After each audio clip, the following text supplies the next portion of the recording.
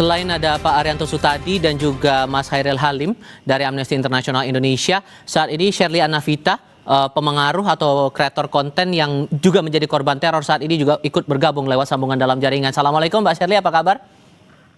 Waalaikumsalam, alhamdulillah kabar baik Mas Terima Dipa. kasih sudah berkenan memberikan waktu berbicara bersama kami kali ini. Tapi saya juga boleh tahu keadaan Anda dan keluarga setelah mendapatkan teror waktu itu gimana? Apakah masih ada teror sampai dengan sekarang? Alhamdulillah nggak ada teror. Oke, setelah dari menerima teror saat itu, Anda apakah ada rencana untuk melapor juga ke polisi, Mbak? Seperti DJ Joni? Iya, tentu saja kepikiran untuk melaporkan ke polisi. Namun setelah mempertimbangkan dan berkonsultasi kepada beberapa pihak, akhirnya Shirley memutuskan untuk tidak melaporkan teror yang menimpa Shirley ke pihak kepolisian, Mas Diva. Karena yang pertama, skala teror yang Shirley terima itu belum sampai pada action yang membahayakan keselamatan. Dan atas dasar itu saya pikir tatarannya adalah masih dalam skala yang boleh jadi memperingatkan. Dan yang kedua adalah CCTV yang Shirley punya sebagai bagian dari barang bukti itu harus Shirley akui adalah milik tetangga. Jadi Shirley posisinya belum memasang CCTV di rumah.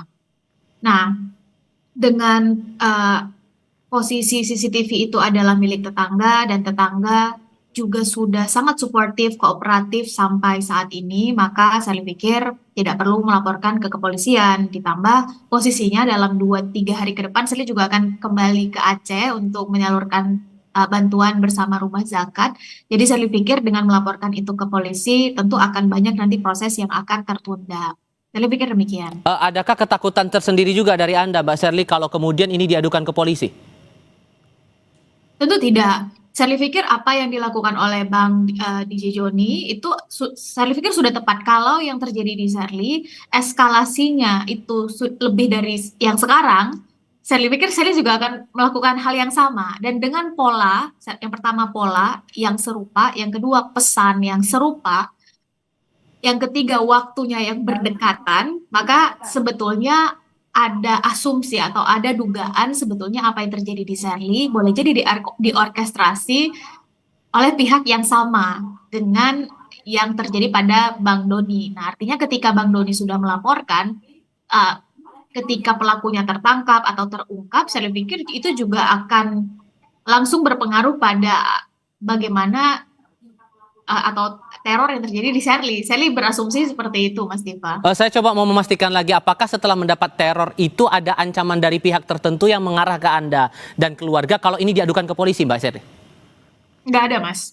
Sesudah teror di tanggal 30 itu, tidak ada teror tidak ada teror tambahan atau tidak ada teror lanjutan sesudah itu. Beda dengan Bang DJ Joni kan keesokan harinya itu ada teror tambahan berupa bom molotov yang dilemparkan ke rumah. Nah, di sini nggak ada. Nah, atas dasar itu, saya pikir skala yang teror yang terjadi di Shirley itu tidak perlu dilaporkan ke polisi. Oke, Mas Hairil, dengan niat Mbak Shirley tidak melaporkan itu ke polisi, apakah Anda dari perspektif Anda inilah yang diinginkan sesungguhnya dari pelaku teror itu? Jadi sebenarnya tanpa menunggu laporan dari korban, itu aparat penegak hukum harus secara proaktif untuk mengusut semua rangkaian teror ini.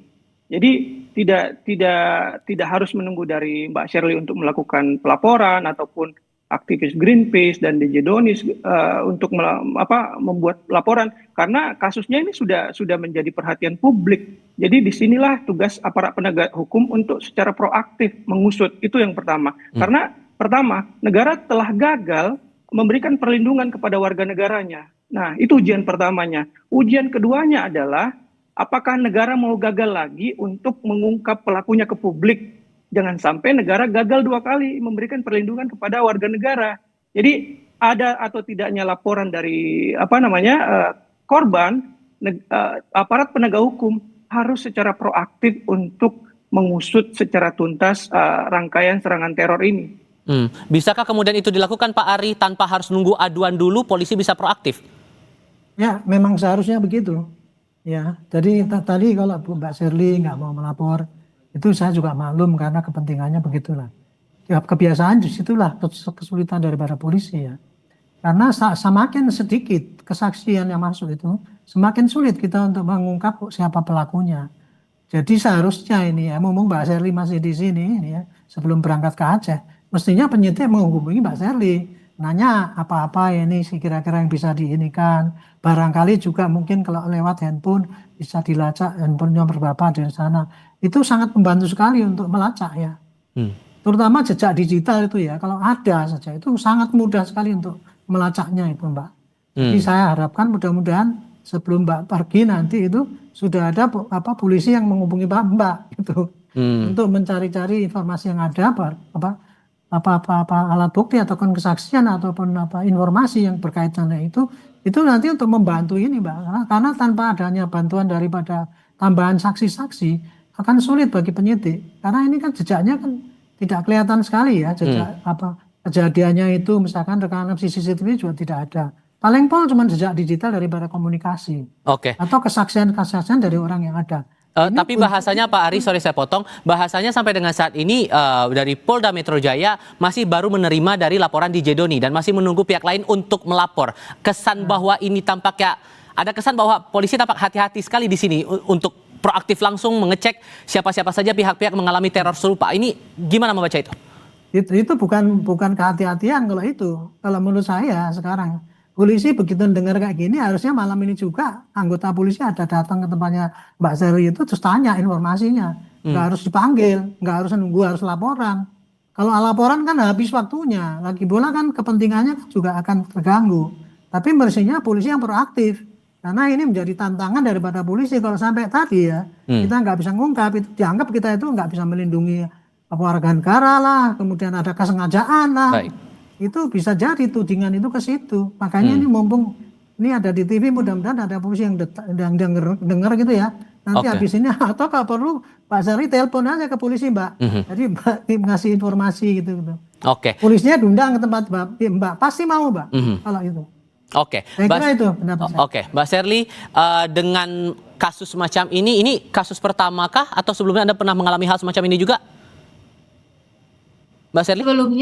Sebelumnya teror yang serupa, mungkin nggak spesifik seperti sekarang, itu pernah Sherly dapatkan di tahun 2019, Mas. Sherly ingat saat itu Sherly ikut hadir memberikan pendapat atau opini atau pandangan terhadap pemindahan ibu kota di salah satu stasiun televisi, di salah satu program di salah satu stasiun televisi. Nah, sesudah itu nggak lama kemudian, memang Sherly mendapatkan kiriman tanpa nama tujuan, nama penerimanya, dan yang mengirim gitu. Hanya saja karena memang mencurigakan, jadi ya Sherly nggak mencoba untuk membuka. Akhirnya itu Sherly berikan kepada Satpam dan ya udah akhirnya itu ditindaklanjuti oleh Satpam. Dan kalau kiriman yang kedua adalah kalau DM, kalau WhatsApp atau nomor-nomor doxing gitu, itu Sherly pikir itu rutin dalam 5 tahunan belakang itu rutin terjadi. Tapi kalau yang aksi langsung ke rumah itu hal serupa pernah Sherly dapati di tahun 2019 saat memang cukup vokal menyampaikan pendapat atau opini terkait satu kebijakan tertentu di masa presiden tersebut. Oke, dengan membaca pola ini, momentum dari teror itu muncul setelah Anda menyampaikan pendapat, Anda beropini, Mbak Sherly. Anda merasa butuh perlindungan tidak? Bentuk perlindungan seperti apa yang diharapkan? Karena ya balik lagi kalau pakai pengantar saya di segmen sebelumnya, kalau betul negara kita punya kebebasan berekspresi untuk setiap orang, punya kebebasan berpendapat, maka bentuk perlindungan apa yang Anda harapkan itu bisa diberikan? Ya tentu dalam hal ini kalau memang saya boleh jadi masih awam, jadi ketika tadi mendapatkan penjelasan bahwa sebetulnya proaktif dari pihak yang berwenang itu bisa dilakukan, maka boleh jadi itu adalah perlindungan yang kita semua harapkan. Dan saya pikir konten creator lain yang saya yakin sekali ada banyak konten creator yang sebetulnya juga mengalami hal yang sama, tapi akhirnya nggak berani speak up, nggak berani mengangkat itu karena khawatir konsekuensi logis dari ketika mereka mengangkat itu otomatis akan diketahui oleh banyak pihak gitu, dan kemudian ada yang nanti mengartikan bahwa boleh jadi ini settingan atau ada pihak ketiga yang memancing di air keruh dan lain-lain. Nah, untuk itu tentu proaktif dari pihak yang berwenang tadi sebagaimana Bapak sampaikan itu adalah perlindungan yang paling pertama. Yang kedua adalah kalau di dalam rentang 1 bulan terakhir, Sherly harus akui pola nada pesan dan waktu yang berdekatan ini membuat sebetulnya ada asumsi kalau yang dilaporkan oleh Bang Doni ini bisa terungkap, maka itu bagi saya adalah sebuah perlindungan bukan hanya bagi Sherly, tapi bagi masyarakat lain juga bahwa ya kita cukup cukup aman ketika Ya, menyampaikan bahwa kita butuh untuk ini diusut tuntas gitu. baik. Saya pikir itu. Oke, singkat untuk bapak-bapak sekalian masing-masing. Pak Ari, menurut Anda perlindungan yang paling ideal apa kalau untuk kasus macam ini? Ya, perlindungan yang paling ideal adalah kepada yang bersangkutan dijamin bahwa dia tidak akan diganggu, dan yang kedua dijamin ada komunikasi terus sehingga setiap ada apa perkembangan tuh aparat bisa ikut melindungi. Kalau tidak ada komunikasi kan percuma nanti, jadi bagaimana kita janji mau melindungi kalau orangnya aja nggak tahu, nggak bisa dihubungi gitu. Jadi Baik. saya terima kasih Mbak Sali tadi menyatakan gitu ya. Kalau bisa tolong Mbak teleponnya Mbak kasih saya lewat Mas Tifa. Nanti saya akan teleponkan pada anggota saya, polisi yang masih dinas untuk menghubungi Mbak gitu. Sehingga Mbak nggak usah repot-repot dipanggil atau melapor.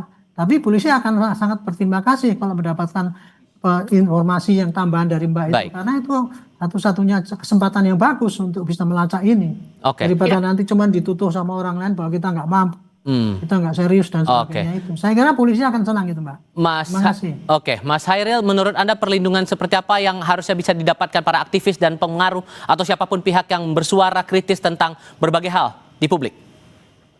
Ada dua. Pertama adalah perlindungan keamanan bagi mereka-mereka yang telah mengalami serangan, baik dari aparat penegak hukum maupun dari lembaga-lembaga terkait, misalnya seperti Komnas HAM, LPSK. Itu adanya support dari mereka itu sangat comforting bagi para korban. Dan juga memastikan keamanan bagi aktivis dan maupun influencer lainnya agar tetap aman dalam bersuara. Yang kedua adalah jaminan akan penegakan hukum yang tegas terhadap aksi teror ini. Jangan sampai aksi teror ini tidak diusut tuntas seperti teror-teror sebelumnya, dan akhirnya menimbulkan teror-teror baru kepada aktivis maupun konten kreator di masa-masa yang akan datang. Itu menurut saya yang paling penting untuk dilakukan oleh lembaga penegak hukum maupun dalam konteks ini lembaga penegak hukum maupun lembaga-lembaga terkaitnya. Baik, Mas Hairil, Pak Arianto Sutadi, Mbak Sherly, terima kasih banyak sudah meluangkan waktu berbicara bersama kami kali ini. Harapan kita sama-sama bahwa ini jangan sampai terulang kembali. Semua punya hak untuk bersuara dan berbicara di depan publik. Selamat malam semuanya.